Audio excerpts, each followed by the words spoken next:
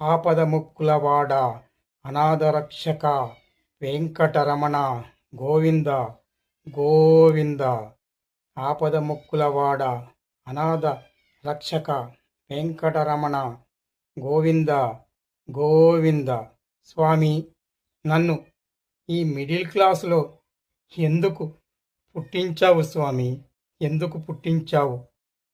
నువ్వేమో ఇద్దరు భార్యలతో సుఖ సంతోషాలతో ఉన్నావు.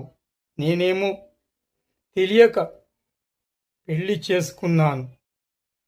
కానీ ఈ 25 సంవత్సరాల నుండి ప్రతిరోజు నరకాన్ని అనుభవిస్తున్నాను.